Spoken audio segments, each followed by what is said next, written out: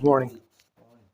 I spent a little more time getting dressed and getting my face and hair print this morning than I did praying, so forgive me for my spiritual condition. um, I lost another sponsee to the abyss last night. Not the first in over 20 years coming up here. And to watch people fall. We hear it all the time, and just getting another up close and personal experience that it's life and death in here. And to take another look at all the things that talk me back into fear and worry and anger. All the things that are getting me that way because they're talking me out of life. They're getting me back into that position where God's not sufficient again. And I need to go change it and make it better. With something that works instantly instead of the steps that work gradually and permanently. And I hear it over and over in here, out there before I get here. And until it's real close to us, it doesn't affect us the same. I did a high school paper on smokeless tobacco and all its inherent dangers and cited case after case and people getting their face cut off. I still dip smokeless tobacco. Still. Didn't deter me. Had another friend here. Pulled him out of 2 different crack houses. Helped him get back on his feet twice. Kicked him out for smoking crack twice. Was his best friend his whole life. Leaves to Colorado for a new solution, marijuana. Gets off prescription medication, stays on that. My last text on Facebook Messenger was, "Man, I sure miss you." The next day his dad called. He'd swallowed all his pills, John. Man, until it's close to me, it don't count. It's got to hit me between the eyes.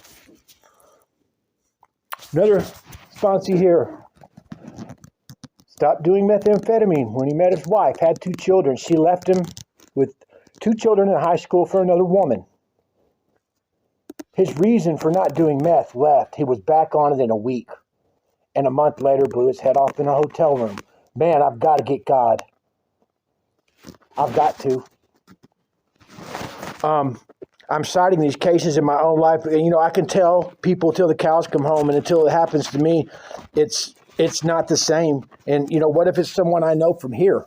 What if I wasn't here to know him? Because I can live out there and watch the news every day. And Nancy Reagan said, just say no back in the 80s. Shit, that didn't work. My 72-hour evaluations with yoga and art class and nature walks and my little you're going to learn how to cope booklets, that shit didn't work either. All this human aid. And, the fear of booze and dope is just not going to keep me sober. Not what it does. Because it feels too good, man. It feels too good at the right time. It's always there right at the right time. It's always back there. And, I got here, I had to get rid of my wishbone and get a backbone, man. And I had to just get here. I had to take an action of being somewhere I didn't want to be and living a life I didn't want to live and being around people that normally would not mix, our book says. And I had to do my steps and start giving back to the program and do Tradition 5, which says my primary purpose is to carry this message.